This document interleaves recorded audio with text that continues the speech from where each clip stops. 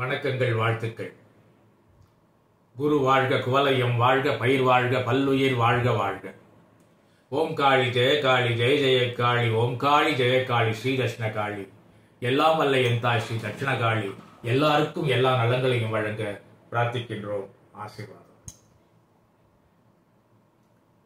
எப்பொழுதும் என்னுடனே என் குருநாதர் அப்படின்ற தலைப்பில் நாம் பார்த்துட்டு இருக்கோம்.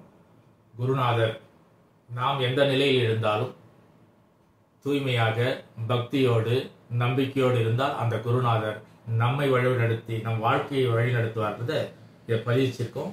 இதை ஒவ்வொரு பதிவாக கொடுத்துட்டு இருக்கோம். ஏற்கனவே 4 பதிவுகள் கொடுக்கப்பட்டது. குருநாதர் எப்படி ஆட்கொண்டு எனக்கு தீட்சை கொடுத்தார், குருநாதர் எப்படி மகாபெரிவார் சந்திக்க சொன்னார், குருநாதர் எப்படி கோணி சித்தராயன் வீட்டுக்கு வந்தார், இப்படி நிறைய விஷயங்களை பார்க்கிறோம். இந்த பதிவில் என் வாழ்க்கையில் முக்கியமான மாற்றத்தை ஏற்படுத்தியவர். அதுக்கு நிகரான ஒரு மாற்றமே கிடையாது. அப்படி ஒரு பெரிய விஷயத்தை நடத்தியிருக்கார். ஏன் இதை உங்களுக்கு சொல்லணும்னா, இது என்னுடைய வாழ்க்கை உங்களுக்கு சொல்லணுன்றதில்ல. இதனால் உங்களுக்கு தெரியறது என்னன்னா, உங்கள் வாழ்க்கையும் திடீரென்று மாறும். ஒரு நொடியில் மாறலாம், ஒரு நாளில் மாறலாம். குரு அருள் இருந்தால் அந்த நம்பிக்கையை உண்மையை உங்களுக்கு புகற்றதுக்கு அந்த பதிவு. இந்த பதிவு உங்களை மனத்தை தொட்டால், இதில் உண்மை இருக்கும் என்று நினைத்தால் மற்றவங்களுக்கு பகிருங்க. அது ஒரு புண்ணியம். எப்படி குருநாதர், அதாவது ராமகிருஷ்ணர் மடம், ராமகிருஷ்ணா மட்டன் மிஷன் உலகளாவிய மடம், அது விவேகானந்தால் உருவாக்கப்பட்டது. சாரதாவின் நேரடி சீடர் சுவாமி வீரேஸ்வரானந்தர் என்னுடைய குருநாதர். 1982 எனக்கு மந்திர தீட்சை கொடுத்தார். எனக்கு முன்னே என்னுடைய மனைவியும் மந்திர தீட்சை பெற்றவர். சுவாமி கம்பீரானந்த அவர்களால் தீட்சை பெற்றவர். ஆகையால 2 பேருமே ராமகிருஷ்ணரே பாதம் நாங்கள் இருக்கிறோம். விவேகானந்தருடைய வழியே எனக்கு வழி, சாரதாவுடைய அன்பு எங்களுக்கு அன்பு. எனக்கு மந்திர தீட்சை குரு மூலமாக கிடைச்ச அந்த மந்திரமே எங்களுக்கு வாகனமா இருக்கு. டெய்லி தியானம், பாராயணம், ஜபம் நடந்துகிட்டே இருக்கும். எளிமைதான், ஏழ்மைதான், இருந்தாலும் அந்த பக்தி தொடர்ந்தது. அந்த பக்தி எனக்கு ஊட்டியவர் என்னுடைய குருநாதர் சுவாமி வீரேஸ்வரானந்தர். ஒரு நாள் என்னுடைய மனைவி மத்திய அரசாங்கத்தில், அதாவது தபால் துறையில் வேலை செய்கிறாங்க. அவங்களோட பணிபுரிகிற ஒரு நல்ல அன்பர், விஷ்ணுகர்மாவை சேர்ந்தவர். நல்ல பக்தி, சிவபக்தி. அவர் என்னோடய நல்லா பழகுவார். என் மனைவியை அவங்க தெய்வமா நினைப்பார். டெய்லி அலுவலகத்துக்கு வந்தாங்கன்னா, அலுவலகத்து உள்ள நுழையிறப்போ இந்த அம்மா சீட்டில் இருந்தாங்கன்னா தெய்வத்தை வணங்குற மாதிரி ஒரு நமஸ்காரம் பண்ணிட்டு போய் உட்காருவார். அந்த அளவுக்கு அவங்க மேலேயும் என் மேலேயும் ரொம்ப பிரியம் உள்ளவர். அவருடைய பெயர் நாராயணன். அவர் என்ன பண்ணுவாரு, எங்க ஊர்ல ஒரு ஐயர் இருக்காரு, அவர் நல்ல ஜோதிடம் பார்ப்பாரு, நீங்க ஒரு தடவை அவளை வந்து பாருங்களேன் அப்படின்னாரு. என்னை சந்திக்கும்போது சொல்லுவாரு, என் மனைவி சந்திக்கும்போது சொல்லுவாங்க, டெய்லி போய் அடிக்கடி சொல்லுவார். இவர் இது வருடக்கணக்கில் சொல்லிட்டே வர்றாரு. ஏன்னா என்னுடைய பொருளாதார நிலைமை கொஞ்சம் கஷ்டமா இருந்தது. அப்போ நான் பிரைவேட்ல சிறு கம்பெனில சின்ன வேலை செஞ்சுட்டு இருக்கேன். எனக்கு ஊதியம் கம்மி. என்னுடைய மனைவி அஞ்சலகத்தில் வேலை செய்கிறாங்க. அவங்களுக்கு ஓரளவுக்கு தாராளமாக இருந்தாலும் ஒரு தொழில் வியாபாரம் செய்து நஷ்டமடைஞ்சு பொருளாதாரம் ரொம்ப நெருக்கடியா இருக்கு. அதனால அவர் அடிக்கடி சொல்லுவார், நீங்க வந்து அந்த ஐயரை பாருங்க, பாலு ஐயர்னு பேர் அவருக்கு. சரின்ட்டு ஒரு இப்படியே வருடக்கணக்கில் சொல்லி நாங்க போல. ஏன்னா எங்களுக்கு முழுக்க முழுக்க ராமகிருஷ்ணர், விவேகானந்தர், சாரதா ரவி என்னுடைய குருநாதர், இவங்கள தான் பெருசா நினைக்கிறேன் நான். அப்பவே அந்த அளவுக்கு தெளிவு இருந்தது. இருந்தாலும் ஒரு நாள் வீட்டுக்கு வந்து, நீங்க போய் ஒரு தடவை அவர் பாருங்க அப்படின்னாரு. சரி போறேன். அதாவது அரக்கோணத்துல ஒரு 10 கிலோமீட்டர்ல இருக்காங்க விழிதாங்கிபுரம். அந்த விழிதாங்கிபுரத்துல தான் அந்த ஐயர் இருக்காரு. அங்கே பிறந்து வளர்ந்து வரவர். அங்க போனா ஒரு 50 பேர் கியூல நிக்கிறாங்க. ஒரு நோட்ல பேர் எழுதிடணும். குரு எப்படிலாம் எங்க அனுப்புறாரு பாருங்க. நான் கஷ்டத்துல இருக்கேன், ஆனாலும் ஒரு அதிகாரி வீட்டுக்கு வந்து நீங்க அந்த ஐயரை போய் பாருங்கன்றாரு. அந்த ஐயரை போய் பார்க்கணும்னா ஒரு 50 பேர் கியூல இருக்கிறாங்க. ஒவ்வொருத்தருக்கு 15 நிமிஷம் 10 நிமிஷம் ஆகுது. ஒரு 4 மணி நேரத்துக்கு மேல கடந்து என்னுடைய நேரம் வந்தது. என்னை சந்திச்சாரு. அவர் ஜாதகத்தை எடுத்து பார்த்த உடனே பாலு ஐயர் கேட்டாரு. அவரும் எனக்கு ஒரு குருநாதர் தான். பாலு ஐயர் கேட்டாரு, நீ ஏன் இங்கே இருக்கிற? ஏன் இங்கே தான் என்னுடைய மனைவி வேலை செய்கிறாங்க அரக்கோணத்தில், நானும் வேலை செய்கிறேன், பிள்ளைகள்லாம் இருக்காங்க ஸ்கூலில் படிச்சு, நீ பட்டணத்துக்கு போயிடு நீ அப்படின்னாரு. பட்டணத்துக்குலாம் அப்படி போக முடியாது, அவர் ரொம்ப கோவக்காரு. எதிர்த்து பேசினா அந்த தாம்பால் இந்த வெத்தலை தட்டு எடுத்து விசிறி அடிச்சா வெளியே போங்கன்னுடுவார். அவ்வளோ கோவம் இருக்கு. எனக்கு பின்னால் ஒரு 25 பேர் உக்காந்துருக்காங்க. நான் சொன்னேன் அப்படிலாம் போக முடியாதுங்க அப்படின்னு. ஏன் இந்த மாதிரி நான் வேலை செய்கிறேன், என் மனைவி வேலை செய்கிறாங்க அப்படின்னு. யோ அவர் கேட்குறாரு கோவமா, வித்தகாரன் எங்கே இருப்பான் சொல்லு அப்படின்னாரு. நாட்டில் இருப்பானா காட்டில் இருப்பானா? நாட்டில் தான் இருப்பான். நீ காட்டில் இருக்கிறிய, நாட்டுக்கு போ அப்படின்னாரு. இல்லைங்க என்னுடைய மனைவிக்கு வந்து மத்திய அரசு வேலை, அப்படி மாற்றின்னு போக முடியாது, உடனே கிடைக்காது அப்படின்னு ஆர்குமெண்ட் பண்ணிட்டு இருக்கோம். அவருக்கு கோபம் வந்தது. நீ விவாதம் பண்ணுறதுக்கு வந்திருக்கியா, நான் என் பேச்சு கேட்கறதுக்கு வந்திருக்கியா அப்படின்னாரு. எங்கே இவர் இன்னும் கோச்சு, ஏன்னா எனக்கு முன்னால் அந்த மாதிரிலாம் அந்த பக்தர்களுக்கு நடந்தது. அவர் கோபம் வந்து திட்டி அனுப்பிச்சிடார், பாதியில் எழுப்பி அனுப்பிச்சிடார், காசு கூட வாங்க மாட்டார். அவர் வாங்குற காசு எவ்வளோ பார்த்தா 3 ரூபா 50 பைசா. 5 ரூபா கொடுத்தா 10 ரூபா கொடுத்தா மீதி சில்லறையே கொடுத்துருவாரு. இருட்டு சாமின்னா கோபம் வந்துன்னா பணத்தில் போட்டு என்ன ஏமாத்த பார்க்குறியா, போ உன் பணம் வேண்டாம் அப்படின்னு. அந்த அளவுக்கு கோபம். அந்த 3 ரூபா 50 பைசா மேலே வாங்க மாட்டார். இந்த நிலையில எனக்கு பயந்தே சொல்லியிருக்கேன், அந்த மாதிரி இப்போ அதெல்லாம் மாற்றலாகி போக முடியாது. ஒரு வழியில என் மனைவி காது கடிக்கிறாங்க, மள்ள வந்து சரி ஒத்துக்கங்க அப்புறம் பார்த்துக்கலாம். சரி சாமி நீ போமா, எங்கள் மனைவி நீ போய் அப்ளிகேஷன் போடு, ட்ரான்ஸ்ஃபருக்கு கிடைச்சிரும் உனக்கு, சரியா? இல்லைங்க இங்கே சில நீ பொருளாதார சிக்கல்லாம் இருக்குன்னா அதுக்கெல்லாம் அம்பாள் பார்த்துக்குவா, நான் பார்த்துக்கிறேன், ஒன்றும் கவலை இல்லை, நீ அப்ளிகேஷன் போடு உடனே கிடைக்கும் அப்படின்ட்டாரு. என் மனைவி காதல சொல்கிறா, இப்போ இருக்கிற அப்படி போகணும்னு முடிவு எடுத்தால் கூட பொருளாதாரம் பத்தாது, என்னுடைய அண்ணா தம்பிக்கிட்ட போய் ஏதாவது எங்கள் அண்ணன்கிட்ட கேட்டு வாங்கிக்கலாமான்னு கேட்டாங்க. இது வரைக்கும் என்னுடைய கஷ்டத்தில் யாருக்கிட்டையும் நான் என் அண்ணன் தம்பிக்கிட்டையும் கேட்டதில்லை, அவங்க அண்ணன் தம்பிக்கிட்டையும் கேட்டதில்லை.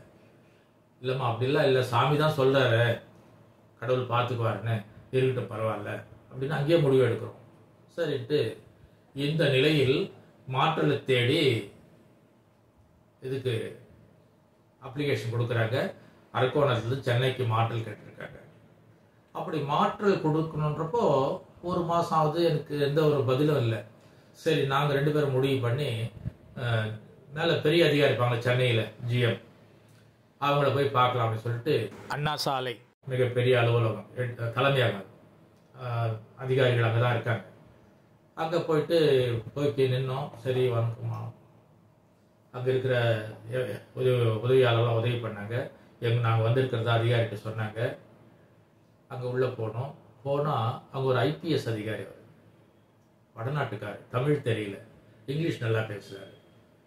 என்ன விஷயம்னா இந்த மாதிரி ட்ரான்ஸ்ஃபர் கொடுத்துருக்கோம், கேட்டிருக்கோம், எங்களுக்கு 1 மாதம் எதுவும் பதில் வரல அப்படின்னு. அப்படியா, நீங்கள் ஜாயின் பண்ணி எவ்வளோ வருஷம் ஆச்சு, இதுக்கு முன்னே ட்ரான்ஸ்ஃபர் எதனா கேட்டிருக்கீங்களா இப்படிலாம் கேட்டாங்க. இல்லைங்க இதுதான் முதல் வரை. ஏன் சென்னைக்கு வரணும்? அப்போ சொல்கிறாங்க, என்னுடைய மனைவி, என்னுடைய கணவன் ஒரு எழுத்தாளர், கதைகள்லாம் எழுதுவார், நாங்கள் திரைப்படத்துறை அப்படி நம்பி வந்தால் நல்லாயிருக்கும். அது மட்டும் இல்லாத நாங்கள் ராமகிருஷ்ணா பக்தர், அதனால் எங்களுடைய பிள்ளைகளை ராமகிருஷ்ணா ஸ்கூலில் போய் சேர்க்கணும் மெட்ராஸில் அப்படின்னு. சரி இது ஜெனின் கேஸாக இருக்குது, ஒன்றும் கவலைப்படாதீங்க, நீங்கள் போங்க, 1 மாதத்துக்குள்ளே உங்களுக்கு நான் அனுப்புகிறேன், மாற்றலுக்கான அனுமதி அனுப்புகிறேன். ஆனால் கீழே அந்த யூனியன் அதெல்லாம் எதுவும் போய் பார்க்கக்கூடாது, நீங்கள் நேராக வீட்டுக்கு தான் போகணும். சரி சார் அப்படி சொல்லிட்டு அவர்கிட்ட உத்தரவு வாங்கி நாங்கள் வந்துட்டோம். பாருங்கள் ஒரு அப்பாவி நிலைமைகள் எப்படிலாம் இருக்குது, எப்படிலாம் சோதிக்கிறார் குருதேவர்ன்றவர், எப்படி சோதிக்கிறார். ஒரு அதிகாரி 1 மாதத்தில் நான் ட்ரான்ஸ்ஃபர் அனுப்புகிறேன், பணம் செலவு பண்ணக்கூடாது, யூனியனை போய் பார்க்கக்கூடாது, உத்தரவு போடுறாரு. 1 மாதம் கடந்து விட்டது, மீண்டும் எங்களுக்கு அழைப்பு வரவில்லை. அவர் சொன்னார், நான் உங்களுக்கு தகவல் வரலைன்னா எனக்கு ஒரு இங்கிலாந்து கவரில் லெட்டர் எழுதுங்க, நான் பதில் சொல்கிறேன். லெட்டர் எழுதுறது நல்லதாக இருக்காது அப்படின்னு சொல்லிட்டு நாங்கள் 2 பேரும் மறுபடியும் போகிறோம். அதே அனுமதி. அங்கே உள்ளே போனோன்னு அவங்க சொல்கிறாரு ஐபிஎஸ் அதிகாரி, சாரி சிஸ்டர், சாரி. எங்களுக்கு என்ன அவ்வளோ பெரிய அதிகாரி ஏன் நம்மக்கிட்ட சாரி கேட்குறாருன்னு. அதாவது அப்போது வாஜ்பாய் பிரைம் மினிஸ்டராக இருக்காங்க அந்த காலங்கள். அவர் சொல்கிறாரு 58 வயது ரிட்டைர்மெண்ட் வச்சுருந்தாங்க, ஓய்வு நேரம், இப்போ 60 மாற்றிட்டாங்க போன 10 நாளுக்கு முன்னால். இந்த 2 வருஷத்துக்கு ரிட்டையர்மெண்ட் இருக்காது, யாராவது ரிட்டையர்ட் ஆனோடனே உங்களை கூப்பிட்டுக்கலான்னு பார்த்தேன், ஆனால் அதற்கான வாய்ப்பு இல்லாத போயிடுச்சு அப்படின்னு. இந்த 1 மாதத்துல, ஏன்னா இவர் உத்தரவு கொடுத்துட்டாரு, நான் 1 மாசத்துல உங்களுக்கு டிரான்ஸ்ஃபர் கொடுக்குறேன், அந்த நம்பிக்கையில என்னுடைய பிள்ளைகளை ராமகிருஷ்ணா ஸ்கூல்ல வந்து சேர்க்கறதுக்கான முயற்சிகள்லாம் பண்ணி அதுக்கான அனுமதியும் வாங்கிட்டேன். இவ்வளவு விஷயம் நடந்துகிட்டு இருக்கு. எங்களுக்கு அழுகையா வருது, என்ன இவ்வளவு பெரிய முயற்சியும் பண்ணிட்டோம், பிள்ளைகள்லாம் டிரான்ஸ்ஃபர் மாற்றி கொடுத்துட்டுமே, இப்போ வந்து திடீர்னு டிரான்ஸ்ஃபர் பண்ண முடியாதுன்னு சொல்றாங்களே அப்படின்னு சொல்லிட்டு வெளியே வந்து அழுதுகிட்ட கண் தொடச்சிக்கிட்டே வரோம். நாங்கள் அடுத்த பெரிய வராண்டா, அது அண்ணா சாலையில் இருக்கு, அது தலைமையகம். ஸோ அந்த வராண்டால் நடந்து நேர்ந்தா பின்னால இருந்து ஒரு பெரிய குரல், கம்பீரமான, வத்சலா என்னம்மா இங்க இருக்கிற அப்படின்னாரு. திரும்பி பார்த்தா அவர் ஒரு முஸ்லீம். அவரு அரக்கோணத்துல எஸ்பியா இருந்தவர், சூப்ரண்டா இருந்தவர். அந்த எஸ்பி வத்சலா உரிமையோட கூப்பிடுறாரு, வத்சலா என்னம்மா இங்க இருக்காருன்னு. திரும்பி அவரை பார்த்தோன்னா எங்களுக்கு அழுக வந்துருக்கு. ஏம்மா என்னாச்சு அழுகுறேன்னு. இல்லை சார், இந்த மாதிரி நடந்தது, போன மாதம் வந்தோம், சார் வந்து எங்களுக்கு ட்ரான்ஸ்ஃபர் கொடுக்குறேன்னாரு, அதை நம்பி நம்ம ராமகிருஷ்ணா ஸ்கூலில் பிள்ளைகள்லாம் சேர்த்துட்டோம். இதில் என்னென்ன, அரக்கோணத்தில் அவர் எஸ்பியாக இருக்கும்போது என்னோட ரொம்ப நெருங்கி பழக்கம், என்னுடைய ஆன்மீக விஷயத்தை நம்ம அடிக்கடி பரிமாறிக்கோம். நாங்கள் ஒரு முஸ்லீமாக இருந்தாலும் தொழுகையில் கரெக்டாக இருந்தாலும் ரொம்ப அற்புதமான பக்தர். அப்படிப்பட்ட ஒரு நண்பர், அவர் குடும்ப நண்பர் கூட. சரி சரி, நீ அழுவாத நீ 1 நிமிஷம் உட்கார், நான் உள்ளே போயிட்டு வரேன். என்னன்னா, அங்கிருந்து மாற்றல் ஆகி வந்து இங்க இருக்கிற பெரிய அதிகாரிக்கு வலதுகரமான சீட்ல உட்காந்துருக்காரு.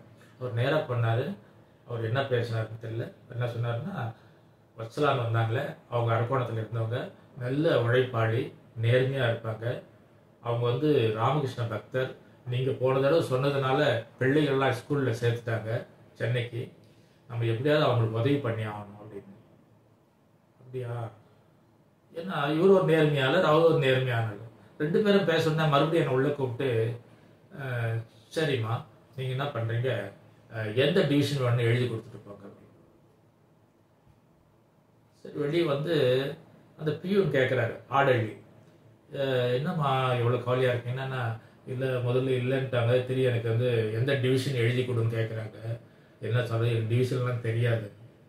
அந்த ஆடழி சொல்றாப்புல, எல்லா டிவிஷனும் பண்ணால் உங்களுக்கு மாற்றல் வந்துகிட்டே இருக்கும், 2 டிவிஷன் மட்டும் நீங்க அப்ளை பண்ணுங்க, அந்த டிவிஷன் பெருசா மாற்றம் இருக்காது ஏதோ ஆலோசனை சொல்லி அவர் அந்த டி நகர் ஒரு டிவிஷனு, இன்னும் 2 சொன்னாங்க, அதெல்லாம் குறிச்சு எழுதி கொடுத்துட்டு வந்துட்டோம்.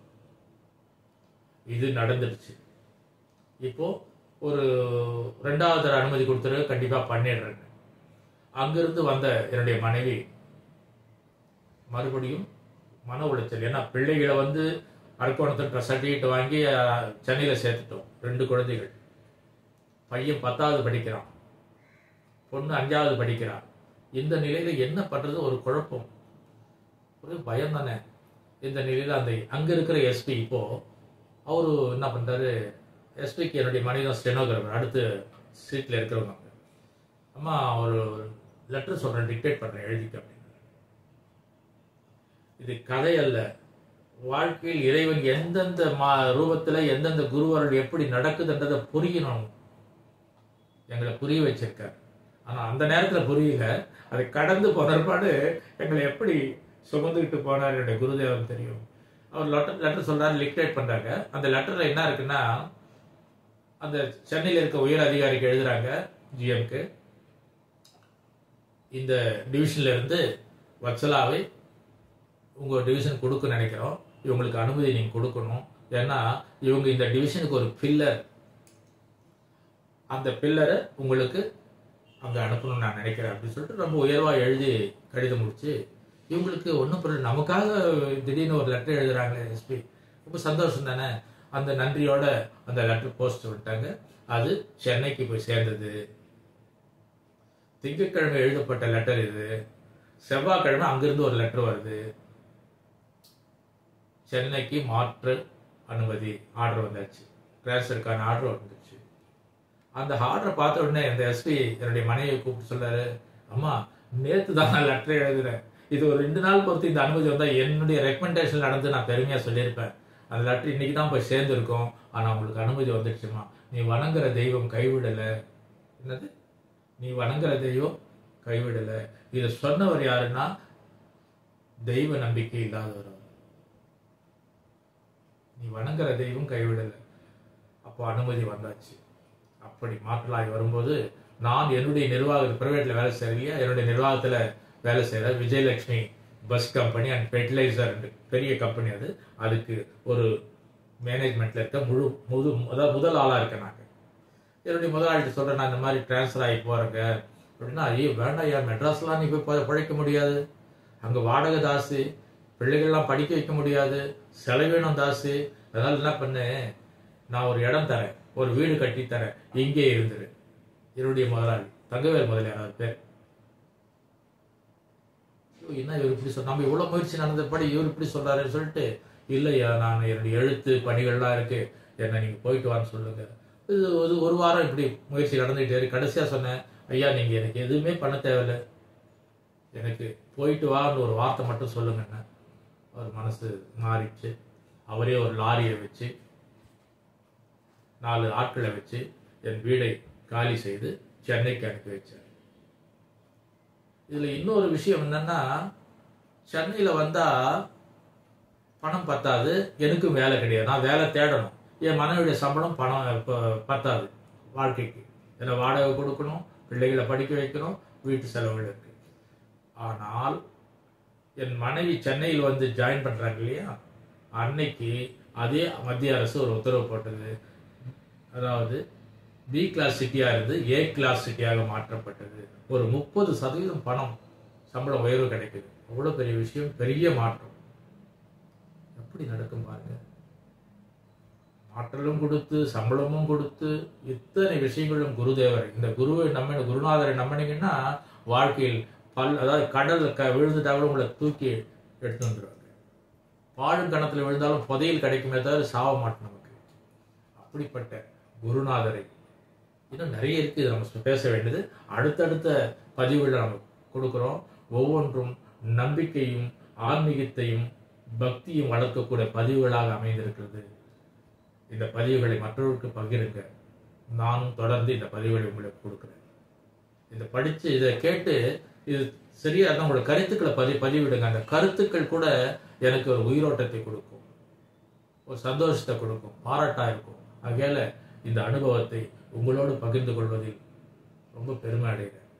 எல்லாம் வல்ல என் ஸ்ரீ தட்சிணகாளி எல்லாருக்கும் எல்லா நலங்களையும் வழங்க பிரார்த்திக்கின்றேன். ஆசீர்வாதம். சந்திப்போம், சாதிப்போம்.